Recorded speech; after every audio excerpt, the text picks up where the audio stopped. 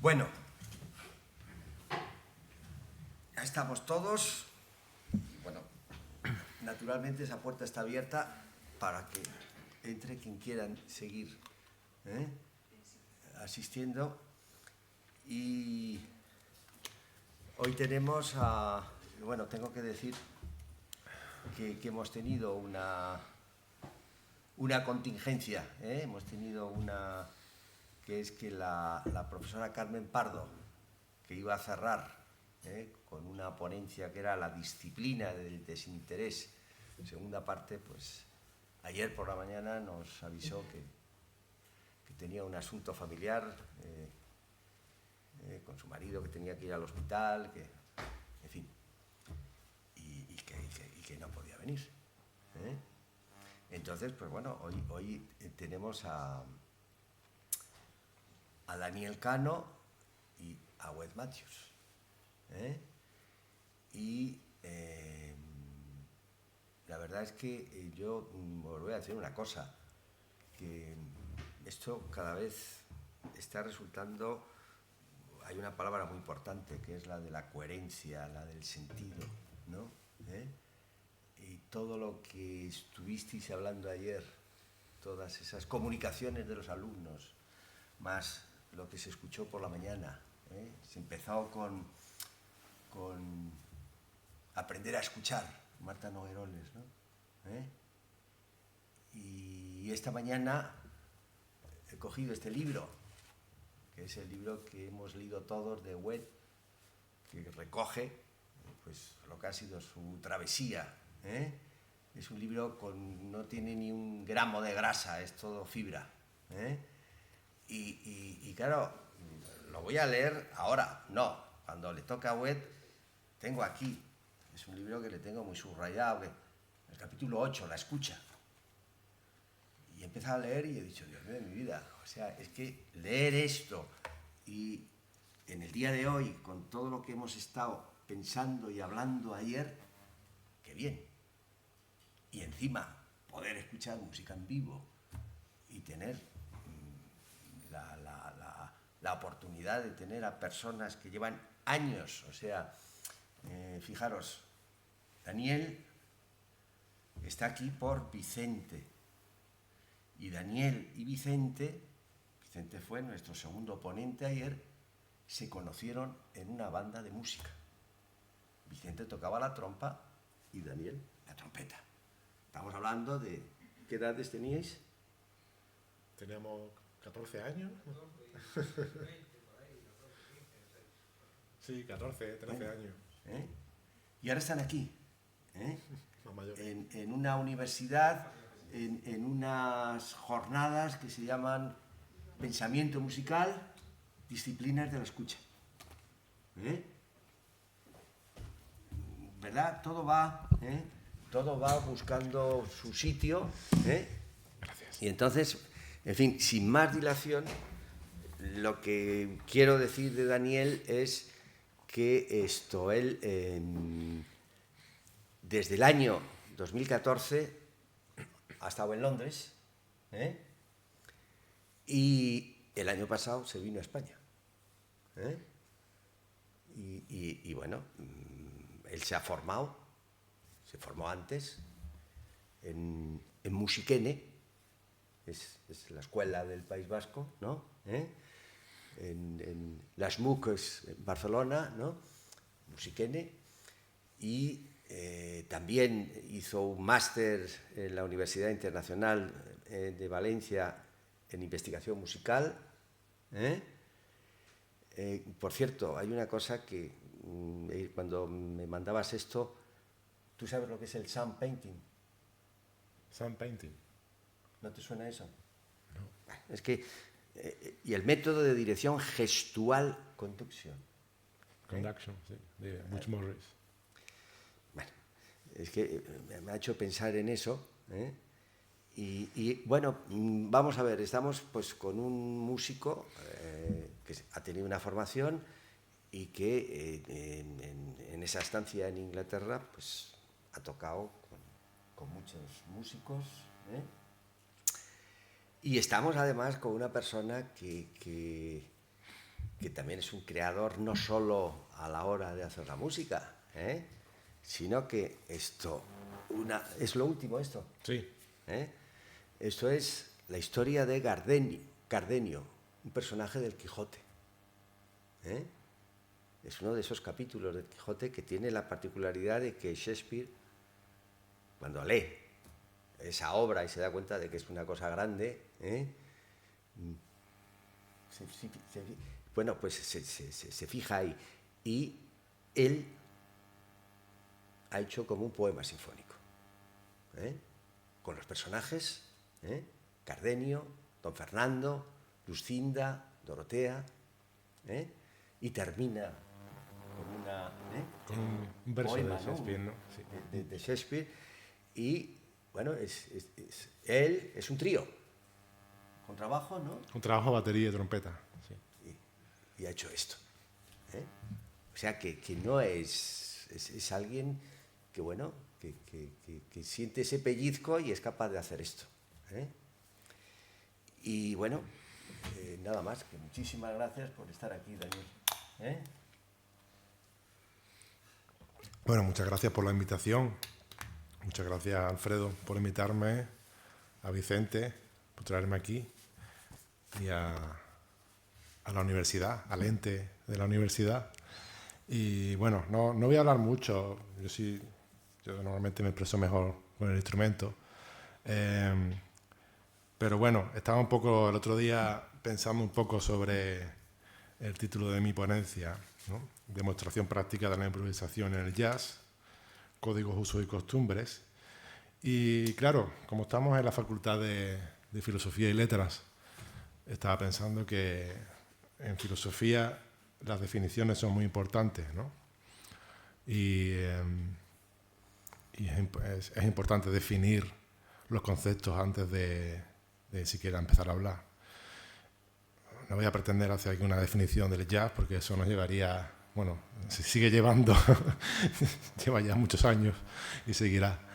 Pero bueno, así consultando simplemente la RAE, el diccionario de la RAE, he visto algunas cosas que me han parecido un poco interesantes, ¿no? Y quería compartirlas.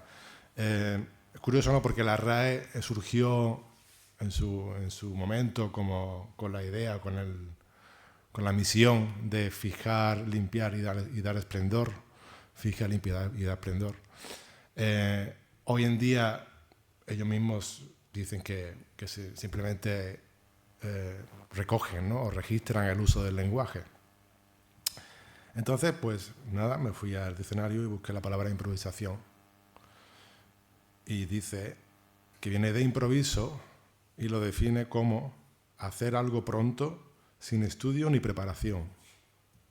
Repito, sin estudio ni preparación. Eso es lo que la RAE dice que es improvisación. Claro, eso dice mucho.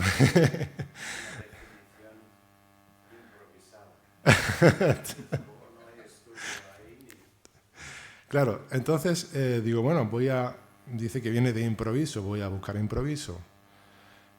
Dice la RAE que improviso viene del latín improvisus y lo define como que no se prevé o previene. Bueno, ahí creo que está un poquito, por lo menos, más acertado. Pero es curioso que de improviso a improvisación ya de repente se añade sin estudio ni preparación. Estaba releyendo el libro de referencia de Derek Bailey, que se titula Improvisation, publicado en 1992.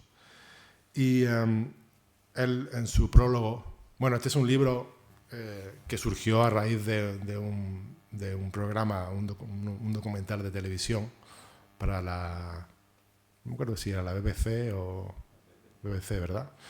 Él hizo una serie de programas donde hablaba sobre la improvisación en los diferentes tipos de música. En el jazz, en la música india, en el flamenco, en la música clásica occidental. Y entonces, él dice lo siguiente, cito a Derek Bailey, hablando sobre la improvisación.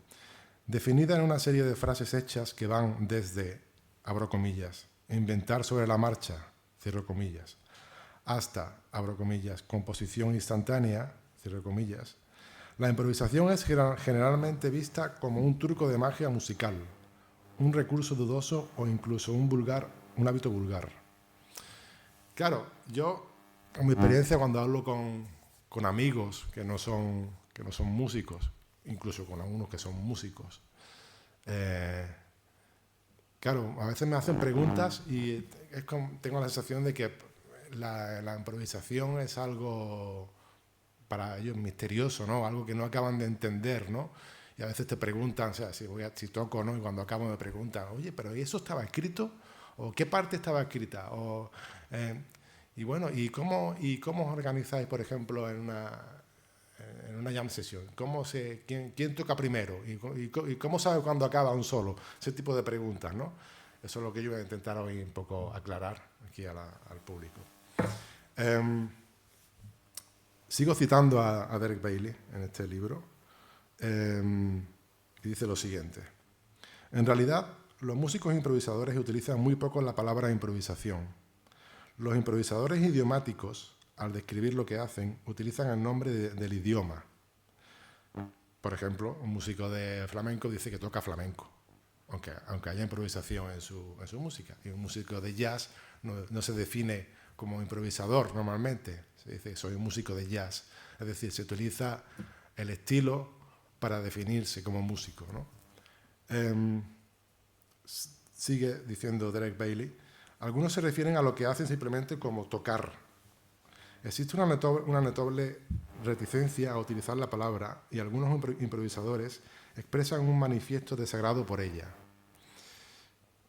Creo que esto se debe a sus connotaciones ampliamente aceptadas que implican que la improvisación es algo sin preparación y sin reflexión, como dice la RAE. Una actividad completamente ad hoc, frívola e intrascendente, carente de diseño y método. Y se oponen a esa implicación porque saben por experiencia propia que no es cierta. Claro, no le extraña nada que los mismos músicos que hacemos improvisación intentemos huir de ese término, porque bueno, ya sabemos lo que se piensa de ello, ¿no? Obviamente. Nadie quiere parecer... o sea, ningún músico quiere que se perciba como falto de preparación o simplemente que le echa cara al asunto. Seguimos con las definiciones. He dicho que iba a hablar de los códigos, usos y costumbres específicamente del jazz, ¿no? Claro, código lo podemos definir como un conjunto de reglas o preceptos sobre cualquier materia, y usos y costumbres son más o menos sinónimos, es la manera habitual de comportarse, ¿no? Entonces, cada estilo obviamente tiene sus códigos, ¿no? Códigos no escritos, la mayoría de ellos. Luego lo que vamos a hacer es, yo voy a explicar más o menos cómo sería el funcionamiento de una jam session. No sé si conocéis el término jam session. Para los que no estén familiarizados, una jam session simplemente es una reunión de músicos que quedan para tocar y donde no se sabe a priori lo que se va a tocar. Digamos que se decide en el momento sobre la marcha, pero claro, dentro de un estilo, dentro de un lenguaje que tiene sus códigos. Que eso es lo que vamos a aplicar ahora en un momento. Y luego, claro, la costumbre hace que los mismos músicos caigan en ciertos hábitos. Hay un acople, ¿verdad? Sí. ¿Será del...? Porque estaba puesto. Sí. ¿Mejor ahora? Sí. Se me ha ido el hilo. Sí, estaba hablando de que como cada estilo musical tiene unos códigos y unas costumbres, ¿no? Códigos no escritos, son normas que no están escritas pero que más o menos se respetan, y costumbres que a veces son más deseables que otras, ¿no? Pero que los músicos suelen echar mano de ellas. Citando aquí al presente Wade Matthews, en su artículo o capítulo del libro El elefante en la sala, dice lo siguiente: del músico de jazz se espera no solo un buen conocimiento de estos modelos, sino también la capacidad de demostrarlo. Así, incluso los grandes artistas reflejan claramente sus influencias en su forma de tocar. Haber escuchado a los grandes, haber aprendido sus frases y saber utilizarlas en contexto, no es algo que se rechaza como mera imitación, sino que se respeta como prueba de competencia y de pertenencia a una tradición. Eso es a lo que me refería con los códigos y con las costumbres, ¿no? Entonces, bueno, creo que ya voy a solicitar al maestro André que se ponga al piano. Vamos a tocar un poquito. Bueno, Bueno, lo y que una tengo que presentación, decir claro. es que el maestro André ya está escondido, no se sabe por qué. Y hay que agradecerle su presencia, porque muchos lo conocéis, porque él ejerce aquí su magisterio. Yo lo conocí hace muchos años como alumno de doctorado, y bueno, se han puesto de acuerdo enseguida, o sea, yo les puse en contacto. Ayer os conocisteis. Ayer nos conocimos. Y además Daniel en una conversación recuerdo que me dijo, no, yo quiero tocar con alguien que no he tocado nunca. Sí, es que esa era... Esa era la idea. Claro, porque como lo que voy a explicar es cómo funciona una jam session, pues claro, cuando uno va a una jam session normalmente, pues muchas veces no conoce a los músicos, ¿no? Entonces, vamos a imaginarnos que estamos en un club es de noche y vais a una jam session y decís, a ver, ¿esto cómo funciona? Pues hay muchas maneras de hacerlo. Si lo definimos como simplemente dos músicos se juntan para tocar, bueno, pues podemos hacerlo de esa manera. Ya veremos que no siempre funciona así, ni mucho menos, pero ahora lo que vamos a hacer simplemente es, el maestro va a empezar a tocar algo que yo no tengo ni idea de lo que va a tocar y creo que él tampoco. Y es verdad, lo prometemos, no está pactado. Y entonces yo voy a escuchar lo que está haciendo y voy a empezar a tocar. Voy a intentar reaccionar ante lo que está tocando. Probablemente lo que voy a hacer es intentar de alguna manera adecuarme a su estilo, digamos, es decir, si alguien me habla en inglés, intentaré responderle en inglés. Si alguien me habla en francés, pues no podré hablar con él porque no hablo francés, pero básicamente intentar responderle en su idioma, ¿no? Eso para mí es, digamos, es el germen de una jam session. A ver qué pasa.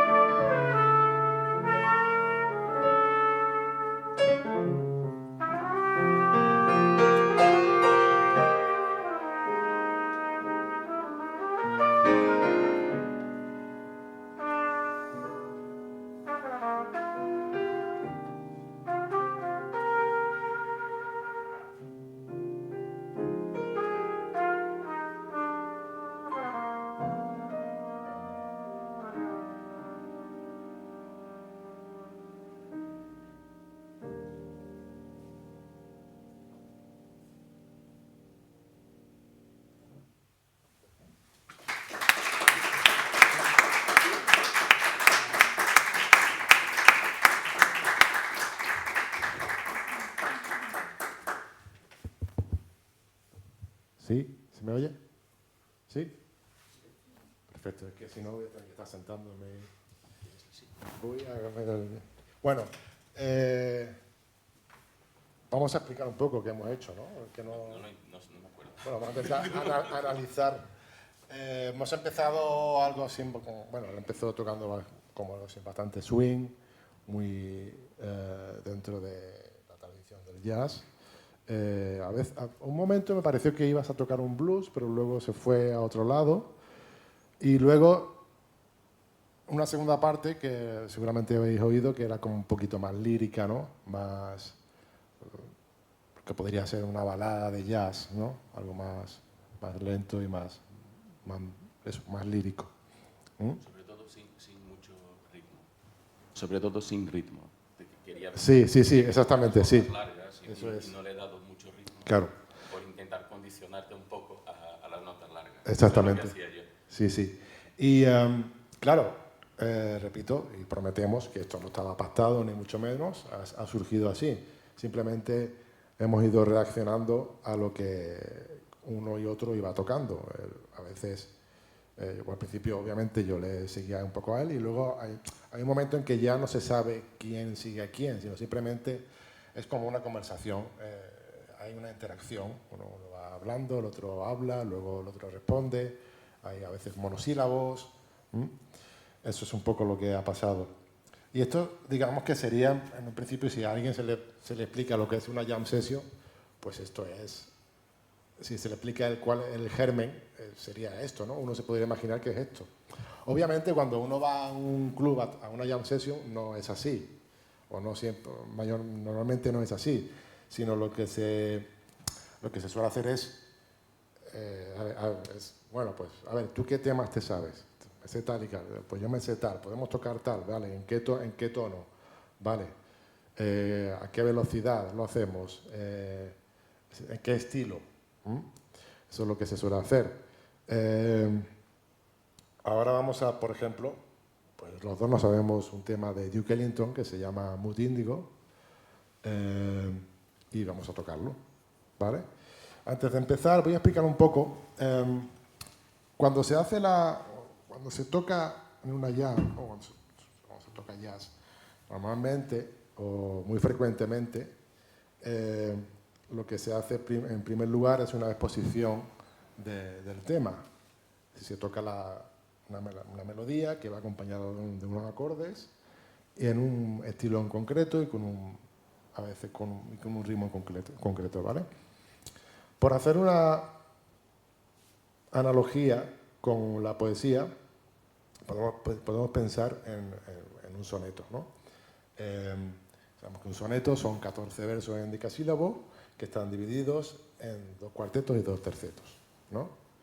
Esa sería la forma, la estructura. En el caso de Mood Índigo, de lo que vamos a tocar, pues son una estructura son 16 y 16, es una A y B, y luego lo que llamamos versos endecasílabos pues sería quizás la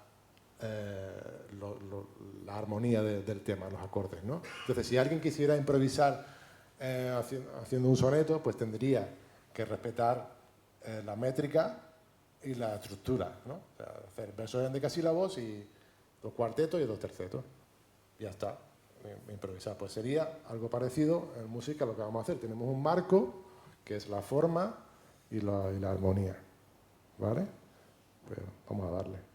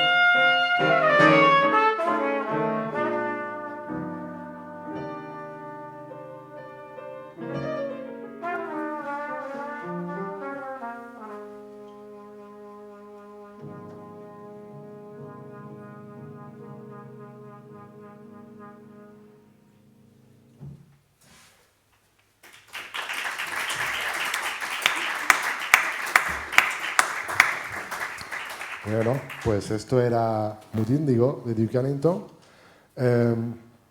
Claro, hay ciertos códigos que han surgido, ¿no? O que hemos empleado, digamos, más correctamente, ¿no? Por ejemplo, el tema ha empezado lento, así como una balada, pero hubo un momento en que André, muy acertadamente, decidió doblar el tiempo. ¿Qué quiere decir eso? Pues lo que antes era una negra, pues luego se convirtió en corcheas, ¿no? Pero bueno, pero decidió mantener la estructura armónica, porque surgió en ese momento. Podría haber hecho otra cosa. Pero le he cambiado. Bueno, pero Le hemos cambiado. bueno, hemos cambiado al final, ¿no? Cuando hemos ido a la... Algunos, y en la vuelta más rápida, en la vuelta más rápida yo he hecho sustitución de algunos dominantes para ti. O sea, mantuve el bajo del acorde, pero no toqué el acorde. A ver cómo lo explico. Un do dominante, por ejemplo, yo lo puedo sustituir por un sol bemol, porque poseen el mismo tritono. Pero no voy a decir la palabra, pero ¿cómo se diría esto? Por intrigarle, entonces mantuve un bajo y di el otro acorde. O sea que no hice ni uno ni otro. Sería esto. Como en vez de hacer esto, o hacer esto, hice una mezcla. Entonces le daba más tensión. Esto fueron, pero no hemos cambiado la estructura. Exactamente, sí. Y además todo eso forma parte de la costumbre, ¿no? Esas son cosas que uno sabe que pueden pasar y que es probable que pase y no te sorprende. Si de repente le hubiese empezado a, pues no sé, a tocar clusters, ¿puedes tocar un cluster? Igual me hubiese sorprendido un poco más. Tampoco pasa nada, pero digamos que dentro de la costumbre de este estilo concreto de jazz sería más inusual, ¿no? O si yo hubiese empezado a hacer lo que se llama técnica extendida, ¿no? Son sonidos que se hacen con el instrumento, pero que no son, por ejemplo, ¿vale? Que se utiliza en otros contextos. Él se hubiese sorprendido probablemente. Es poco probable que pase en una jam session, pero la costumbre está también para saltársela, ¿no? Obviamente. Voy a echar un vistazo a mi guión. Vale. Claro, esto era un tema que hemos cogido de un músico de jazz, de Duke Ellington, el gran Duke Ellington.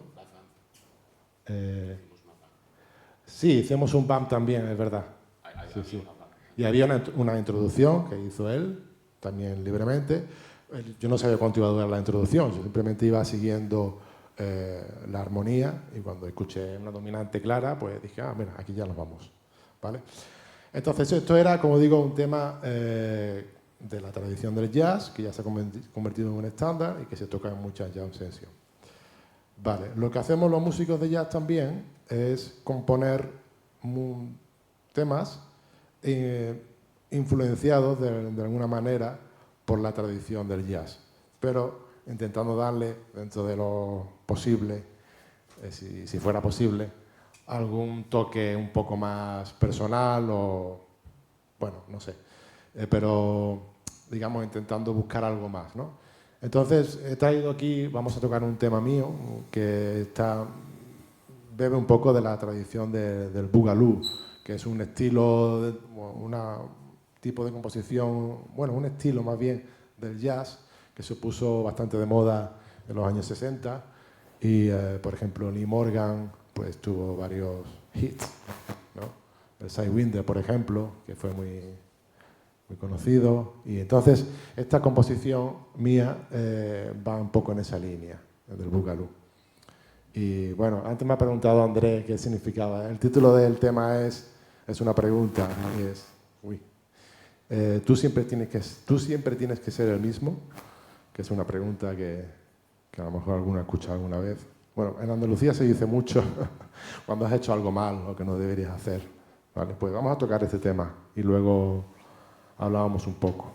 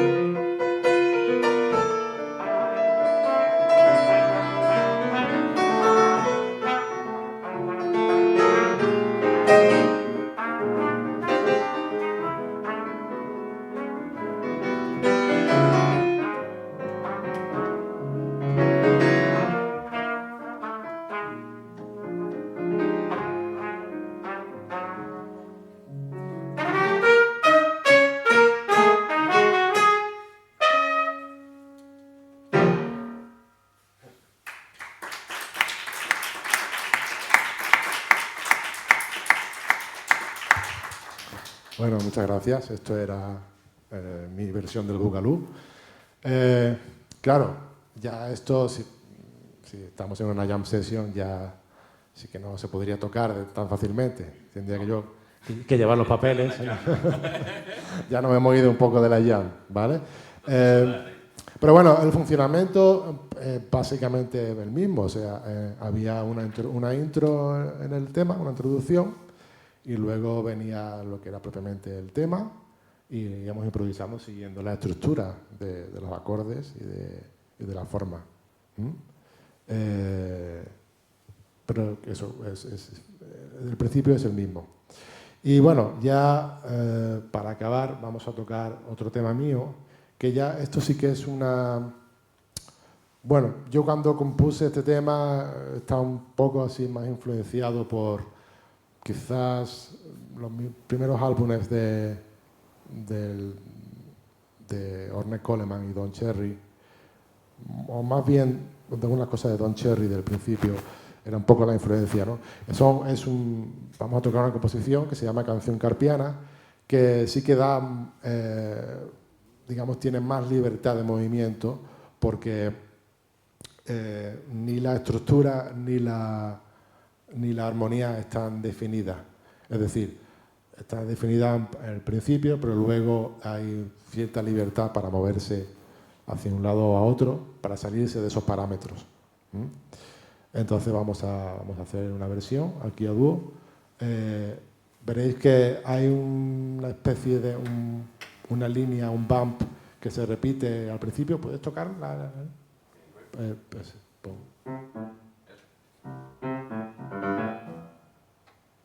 eso es, se va.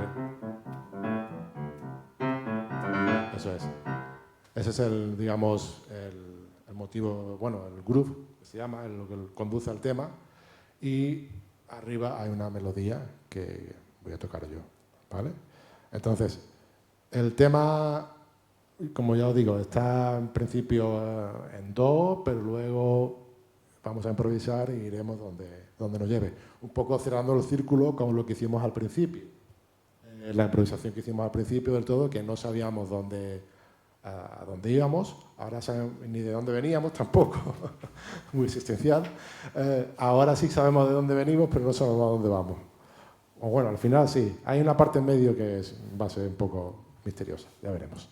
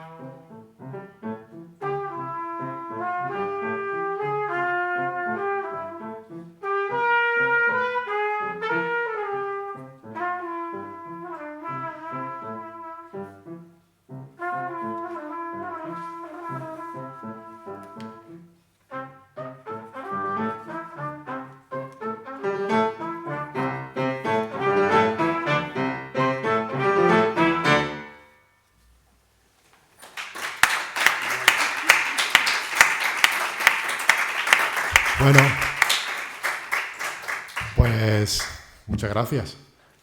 Bueno, explico un poco lo que hemos hecho y ya acabamos. Y bueno, ya hablo para preguntas, si alguien tiene alguna pregunta. Como adelanté, hemos tocado el tema, empezaba con un bump con el bajo, yo he tocado la melodía y a partir de ahí hemos empezado a improvisar y pues sí que comparado con lo que hemos tocado anteriormente, pues sí había momentos donde se utilizaba de alguna manera un lenguaje algo diferente, ¿no? Y claro, como no había ninguna estructura ni ninguna armonía fija, pues nos hemos ido a lugares insospechados. Y luego hemos vuelto otra vez a casa y hemos tocado la melodía. Eso ha sido lo que hemos hecho. Y bueno, yo por mi parte creo que ya, no sé, no tengo más que decir. No sé si alguien quiere hacer una pregunta o algún comentario. ¿Sí? ¿Pasamos el micro?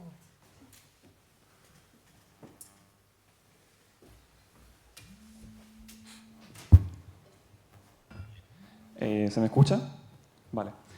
Bueno, en primer lugar, muchas gracias a ustedes por la actuación y luego, bueno, me ha surgido una pregunta sobre la marcha, no improvisada, que, bueno, le dirijo tanto... ¿Te puedo tutear? Claro. Te dirijo tanto a ti como al pianista. ¿Qué pensáis sobre el diálogo, el intercambio, mezcolanza, por así decirlo, entre la tradición clásica, podríamos decir académica, y la tradición jazzística? Y en segundo lugar, ¿qué pensáis que puede aprender esa tradición clásica más contemporánea, la que pretende seguir el legado, ¿no? ¿Qué puede aprender esa tradición del jazz? Lo digo porque mi profesor de improvisación y acompañamiento me insistía mucho en enseñarme todo este tema, de todas estas cuestiones del jazz, en incorporarlas a las composiciones, a lo que yo hiciera en el futuro. Y también lo digo porque en el jazz, ya por lo poco que sé, tampoco no sé prácticamente nada, y ya veo analogías con respecto a la música clásica. El tema de, por ejemplo, utilizar un tema que se repite insistentemente, sobre el cual se improvisa, y la passacaglia, ¿no? O esa forma más clásica, o el tema de tener un estándar como... Bueno, hay un repertorio también en jazz, el tema de un estándar que tiene un plan armónico y luego ir añadiendo cosas nuevas cada vez que se repite, en fin. Solamente eso. ¿Qué pensáis sobre esa relación y sobre qué puede aprender la música clásica? Claro. Hombre, realmente en la música clásica o de tradición clásica occidental sí que ha habido improvisación. Lo que pasa es que, bueno, recuerdo que en el barroco y en la música del Renacimiento el acompañamiento era improvisado. Simplemente tenían el cifrado, igual que tiene el cifrado un músico de jazz. Luego, en la época del clasicismo, las cadencias de los conciertos eran improvisaciones de los músicos. Y, de hecho, se cuenta que se solían explayarse bastante, a veces incluso para la irritación del compositor, ¿no? Es, digamos, creo que a partir de la segunda mitad del siglo XIX cuando la improvisación se empieza a perder un poco, ¿no? Cuando se empieza...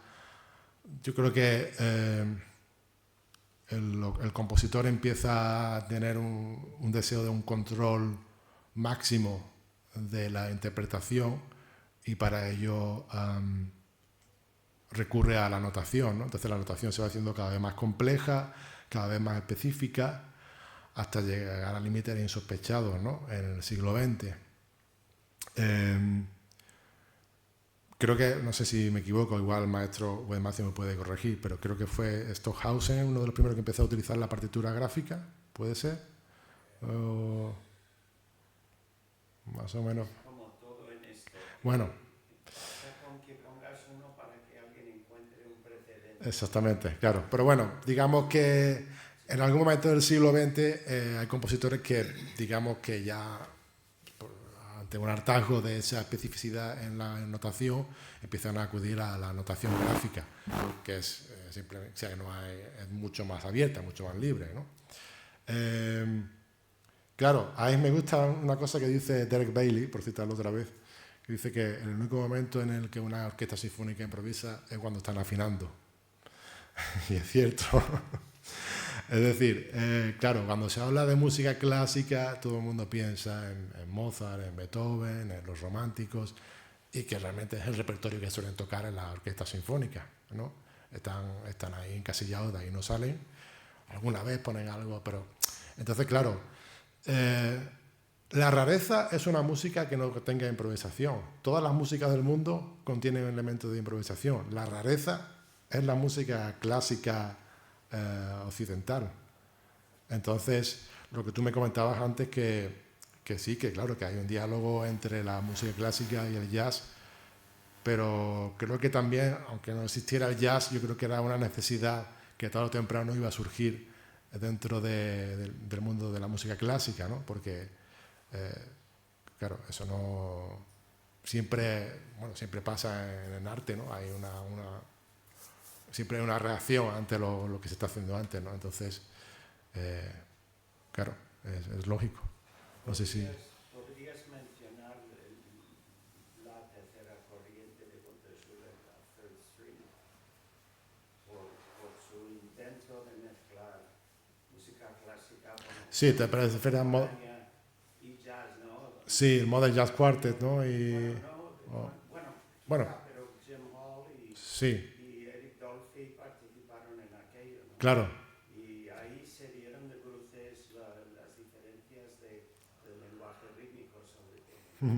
La idea del pulso como algo súper estable en el jazz y el pulso que tiene que respirar en la clásica es sí, un train wreck.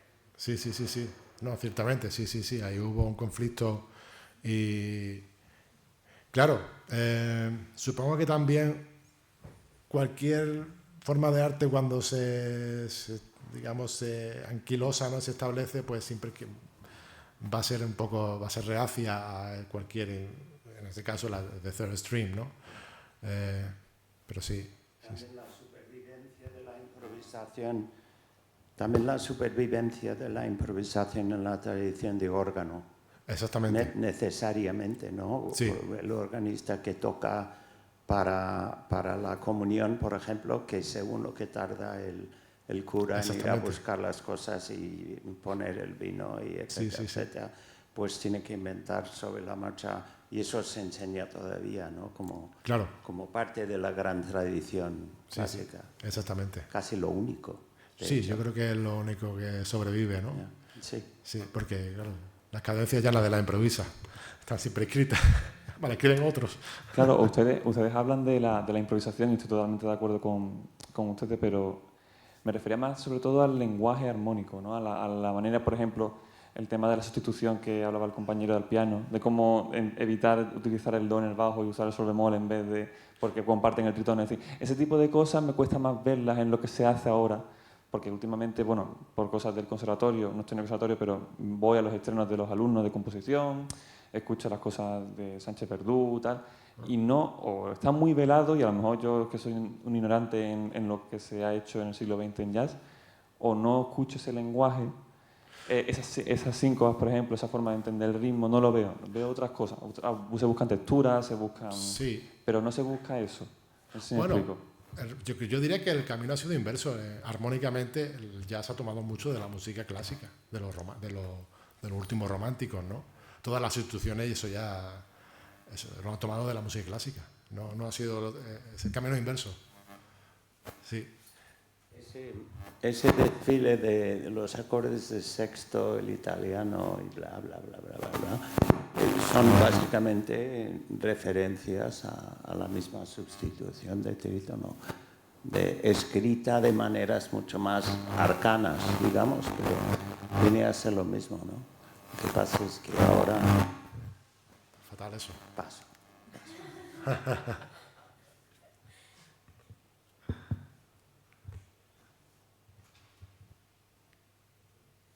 ¿Alguna pregunta más? Tenemos toda la mañana, ¿eh? O sea que podemos articular todo esto. ¿Eh? ¿Cómo? Puede ser un poco general o que acabamos de llegar. No entiendo qué dices. Acabamos de llegar. Sorry. ¿Y? No, que si puede ser un poco... Quería preguntar una pregunta más personal, usted como trompetista. ¿Dizzy Gillespie o Miles Davis? ¿Quién gana? No, como usted, o sea, como que sí, a ver. Ya, ahí lo dejo. Pero ¿cuál es la pregunta? ¿Con cuál te quedas? ¿Con cuál te quedarías si tuvieras que elegir uno? Es que esa pregunta no...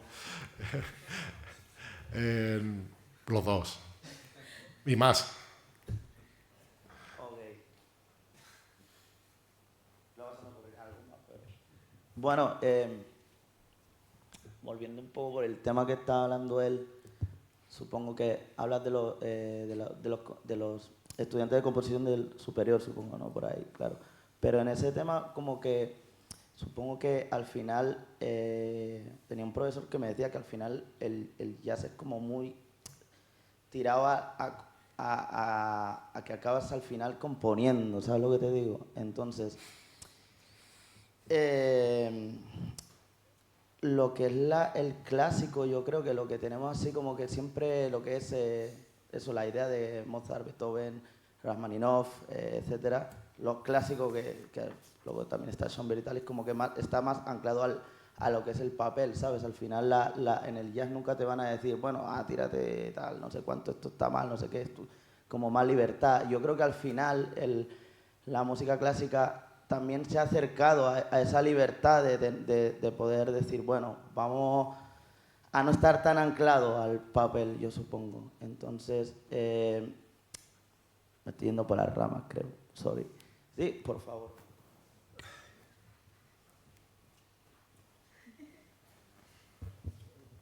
Hay una historia de cuando Beethoven estrenó, no sé si su primero o su segundo concierto para piano, que lo contó uno de sus alumnos que fue en el que le cayó la desgracia de tener que dar la vuelta a las páginas. Y dijo que Beethoven se sentó al piano, empezó la orquesta y el chico mira las páginas y no hay casi nada. Hay unos pequeños dibujos de notas que apenas se diriman lo que podrían ser. Y Beethoven ahí a tope tocando y de vez en cuando le echaba una mirada de odio al que tenía que dar la vuelta a la página porque no la había dado. Y que no parecía ninguna relación entre lo que había en la página, la particella de piano y lo que estaba tocando Beethoven. O sea que Beethoven, que era un grandísimo improvisador, no te digo necesariamente que estuviera improvisando en ese momento, pero claro, había escrito la pieza, se acordaba perfectamente de lo que era, tenía unas notas para él, para recordarle cosas, pero no necesitaba estar leyendo. Sí necesitaba que el chico le diera la vuelta a páginas que no entendía nada, ¿no? O sea que no confundamos lo que fue la praxis en el momento en el que esa era música contemporánea y lo que es ahora el peso de la tradición de varias décadas, varios siglos ya, con relación a esa música. Claro. Porque no es lo mismo, ¿no? Sí, recuerdo leer justo cuando empezaba los programas de reducción de ruido por huella, que fue hace, no sé, 30 años ya, que lograron limpiar una grabación de Brahms, el último Brahms tocando una de sus piezas, y descubrieron que se había improvisado el final, que no se parecía en nada a la partitura, ¿no? O sea que hay cuestiones ahí que igual no están en la superficie, pero están, ¿no? Sí, también está el ejemplo de Rachmaninoff tocando su propio concierto, que toca diferente a lo que está escrito. Sí, sí. Yo estoy recordando ahora que una persona que intervino el año pasado en la segunda jornada, una ponente que vive en Estados Unidos ahora, Ángeles Sancho, esta chica que hizo aquí el doctorado y luego se fue a Estados Unidos y se quedó allí, yo tuve un día una conversación con ella en la que me contaba la tesis que estaba haciendo. Ya la leyó y se doctoró hace años. El título de su tesis exactamente no era, no sé, no recuerdo bien, pero era La improvisación en el clasicismo. Y entonces yo me quedé diciendo, pero ¿el clasicismo, la improvisación? ¿Pero cómo puedes hacer una tesis sobre...? Bueno, pues ese es el trabajo de mi tesis. El trabajo de mi tesis. Mi tesis empieza en el encuentro de Mozart y Beethoven. Y el dato es que Beethoven, para darse a conocer a Mozart, lo que hace es improvisar. Es la forma que tiene de darse a conocer, no tocarle una obra compuesta, sino improvisar. Y entonces todo su trabajo era un vaciado. Claro, ya hay una prensa, hay una recepción de que se vea claramente que el hecho de la composición es algo que yo creo que ha estado siempre presente. Pero es que, o sea, tú te pones en las primeras polifonías, la escuela de Notre Dame, y te pones a explicar el órgano y tal, y tenemos unos documentos. Pero, a ver, cuando empiezan a hacer esa travesura, ¿cómo la hacen? Creo que hay que abrir un poco el panorama sobre ese foco, porque esta transición de Mozart a Beethoven, teniendo en cuenta también Haydn, cuyo último cuarteto de cuerdas es posterior al primero de Beethoven. O sea que hay que tener esa figura del Papa Haydn también. Pero yo me estoy refiriendo más a los filósofos en torno al Círculo de Jena y sus debates sobre los dos modelos de improvisación, el conflicto con las distintas opiniones de los improvisatori italianos, que eran poetas improvisadores de esta época, que es justo el comienzo del Sturm und Drang, la transición el cambio de épocas, ¿no? Todo eso influye en cómo se entiende, o bien se entiende los improvisadores como efectivamente embusteros casi, o malabaristas, ¿no? Por un lado, pero por el otro lado, la teoría del genio, que es la que emerge en esa época, es la que ve también un poco, no está reñida con la idea de lo imprevisto y de lo no hacerlo formulario, ¿no? O sea que hay un foco en ese momento entre Mozart y Beethoven que es más amplio, digamos, que el mero encuentro entre dos genios, ¿no? Y dos genios, además. Vicente. Sí. Bueno, pues también un poco retomando todas estas ideas tan interesantes sobre el hecho de la improvisación. Y bueno, antes de nada, por supuesto, agradeceros a André y a Dani que hayáis hecho esta cosa tan absolutamente interesante aquí con nosotros, que ha sido tan oportuna, ¿no? Y bueno, y romper un poco con ese academicismo que hablamos con Alfredo, con esa exposición, que sea una cosa mucho más amplia en ese sentido. Y bueno, yo quería también un poco, primero pensar, no sé, ¿no? Y bueno, después de una reflexión, que quizás, por llamarlo así, el declive de la improvisación, quizás como un hecho que trasciende lo meramente musical y entenderlo, pues dentro de otros factores socioeconómicos, políticos, que suponen un declive de la improvisación, pero no solo en música, sino en otras disciplinas artísticas, incluso en los modos de vida, ¿no? Bajo los imperativos de la modernidad, ¿no? Que creo que se podría hacer una historia del declive de la improvisación, pero de una perspectiva más amplia, ¿no? Y bueno, y ahora también pues quería un poco, pues también retomar lo que ya estuvimos viendo ayer, que también lo hemos discutido con Dani anoche mismo y en otras ocasiones, y tratar de pensar la improvisación como hecho social, en el sentido sobre todo de la crítica de Adorno, ¿no? Que bueno, que yo puse que es el mayor enemigo que ha tenido el jazz seguramente en el siglo XX, ¿no? El mayor enemigo y también el más lúcido, me atrevería a decir en muchos aspectos, ¿no? Y sobre todo porque yo creo que lo que había hecho aquí ha sido muy interesante, porque al principio había puesto un tipo de improvisación más libre, y después también al final, ¿no? Con esta cosa acercaba un poco al free jazz, ¿no? A Ernest Coleman, y entre medias habéis metido ese tipo improvisatorio pues mucho más formulario, ¿no? Quizás esquemático, ¿no? Y precisamente iba un poco en ese sentido, ¿no? Porque precisamente Dani decía, bueno, y Andrés decía, bueno, aquí tenemos haciendo una analogía muy interesante con el soneto, que es de una forma rígida, ¿no? La forma clásica por antonomasia, que también la forma del comienzo de la modernidad, después de la Edad Media, podemos decir, ¿no? Que está muy prevista, como te has dicho, ¿no? Bueno, tiene esta estructura armónica, ¿no? Que más o menos está determinada un poco por la secuencia de los acordes y también el flujo melódico, ¿no? Con unos climas, una resolución, unas tensiones que se resuelven también, una improvisación y una síncopa, pero que está dentro de una base rítmica que nunca se pierde y que aflora y que siempre acaba imponiéndose sobre los ires y venires del propio ritmo. Y precisamente esa falsa improvisación que decía, cuando tú mismo decías, bueno, tenemos un propio estilo improvisativo que hace que, tú dijiste, que no sea sorprendente lo que Andrés puede decir o lo que yo pueda decirle a él, y que sepamos resolver con bastante eficacia esos propios escollos que ya están bastante bien predeterminados por un estilo improvisado, al menos en este estilo. Después lo que hiciste después pues puede ser otra cosa, ¿no?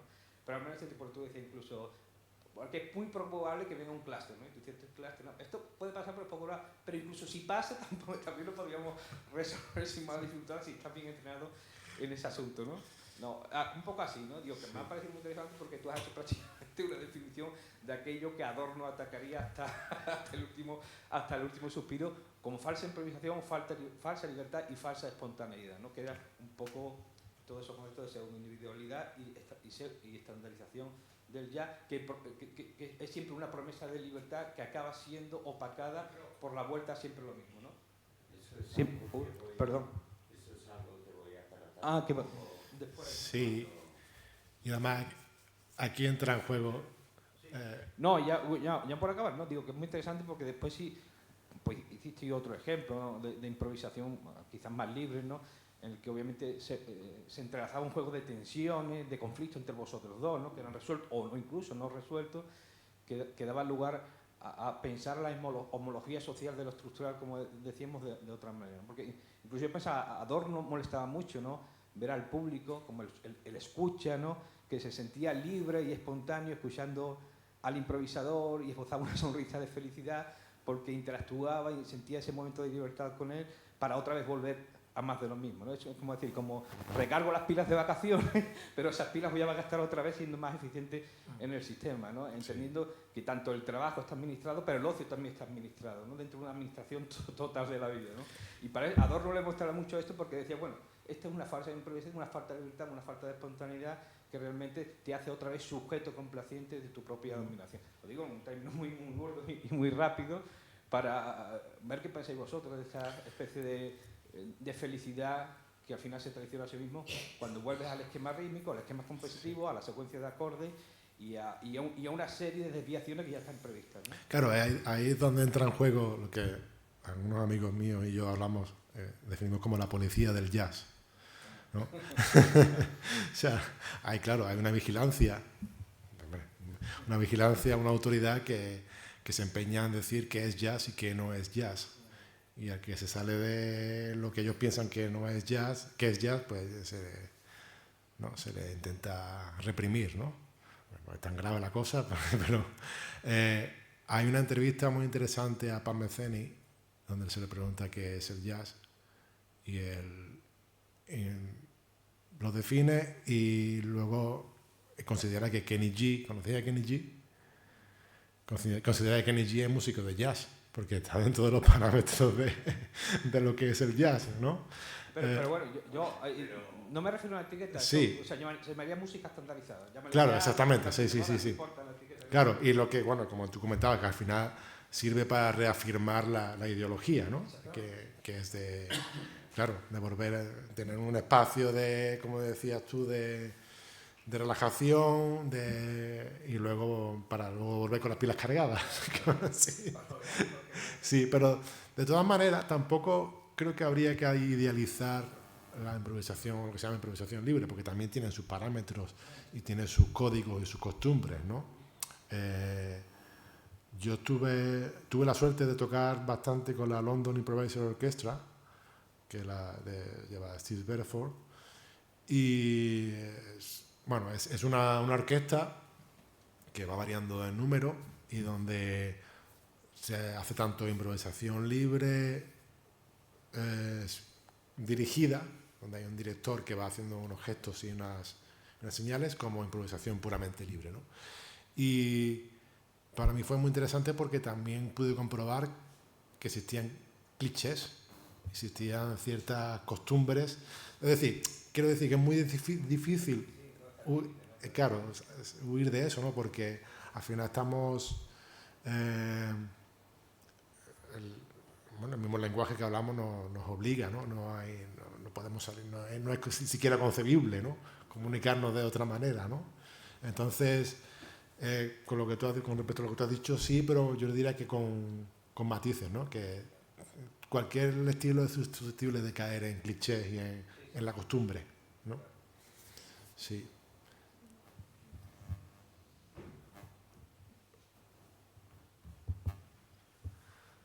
Yo creo que aquí estamos hablando, o sea, y hablo un poco también desde cierta, puede ser ignorancia, no lo sé, pero creo que en la improvisación estamos utilizando un lenguaje, al igual que lo hacemos cuando hablamos de manera habitual, utilizamos un lenguaje y evidentemente se generan clichés, se generan costumbres, se generan acuerdos establecidos pues a base del tiempo, en base a circunstancias que se dan, en base a tradiciones incluso, y evidentemente no existe como tal una improvisación sin nada 000 de página en blanco. Es decir, siempre hay como ciertos acuerdos no verbales, igual que lo hay en un lenguaje común hablado, por decirlo de alguna manera, porque al final la música es otro tipo de lenguaje, simplemente no es un lenguaje pronunciado, es un lenguaje sonoro. O sea, a nivel instrumental, evidentemente a nivel vocal también, pero es a lo que me refiero. Y luego, respecto a lo que estaban diciendo mis compañeros de tradición, un poco improvisación, creo que hay y no sé si estaréis de acuerdo, pero creo que hay un problema actualmente, y es que se ha establecido tanto y se ha arraigado tanto el problema de la música clásica como papel, como elemento escrito, sin salida, y ahora es verdad que hay ciertos músicos de la tradición clásica, digamos, que intentan salirse de eso establecido, de improvisar al igual, o sea, interpretar la obra realmente, de no quedarse estancados en el papel, y se ha establecido como género de clásico, género de jazz, que en el jazz se improvisa, en el pop se hace esta cadencia, como que todo está muy segmentado, pero la realidad es que un músico de jazz perfectamente puede hacer una obra clásica, improvisar dentro, o sea, como que ahora se está intentando variar eso, pero estamos muy arraigados a la tradición de lo clásico es tradicional, aunque en la época y en lo contemporáneo, como estaba diciendo, a Beethoven, a Mozart y a todos ellos eso no se diera, que eso fuera improvisado, pero evidentemente como lo que nos ha llegado es papel, pues nosotros nos volvemos adictos a lo escrito, igual que nos pasa con las fuentes en filosofía, nos volvemos adictos a lo que está escrito, a la frase textual, y a veces nos olvidamos de interpretar por nosotros mismos esos textos. Sí, yo creo que en ese sentido en la música clásica no es tanto el papel, sino la costumbre. Es decir, tú vas al conservatorio y tu maestro te dice cómo tienes que interpretar a Beethoven. ¿Cómo se interpreta a Beethoven? Ya no es tanto el papel, porque el papel está limitado. Es la costumbre lo que pesa más, ¿no? Exactamente, la tradición, eso es. Ahí está la cuestión de Aufführungspraxis o Ausführungspraxis, ¿no?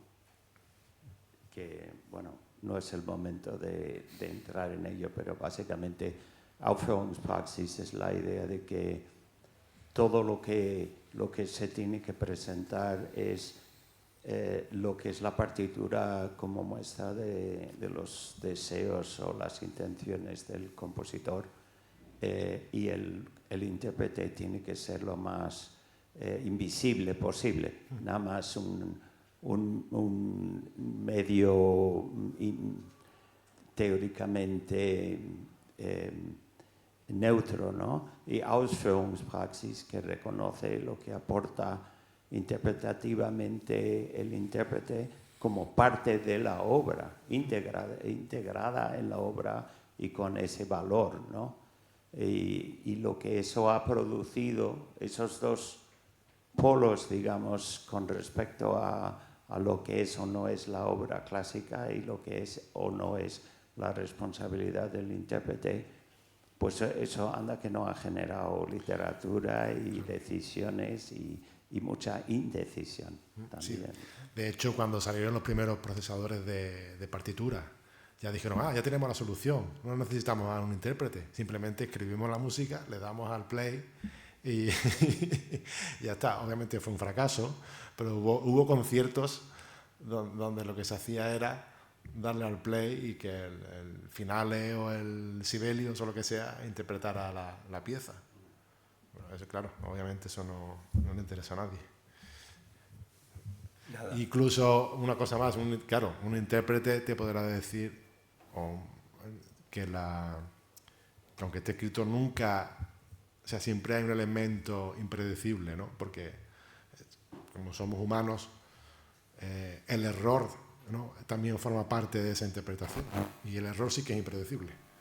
El error entre comillas, obviamente. Tampoco se reconoce a menudo la cantidad de improvisación que hace falta para mantener una tradición. O sea, esto es subestimado en gran parte, ¿no? Hay una historia de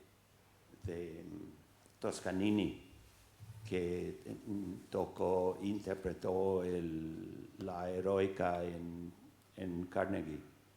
Y después el crítico de New York Times dijo que había tomado el presto final demasiado rápido. Y cuando le preguntaron a Toscanini por eso, se echó a reír y dijo, yo en Carnegie soy el director que toma más lento el presto.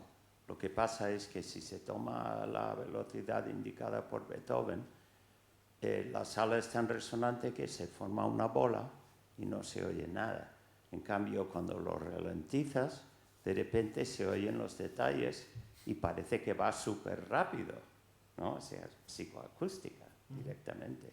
Pero esa cuestión interpretativa, pues, es una improvisación, en cierto modo, para intentar conseguir lo que entiende que es el deseo del compositor, dadas las circunstancias. La noche siguiente la dirige en otro sitio y con menos resonancia tiene que cambiar un montón de cosas. Entonces, esa raya que se supone que separa lo interpretativo de la improvisación, hace falta mucho valor para decir, es justo aquí, ¿no? Porque es muy, muy móvil. Vamos a hacer una pausa, vamos a seguir los ritmos,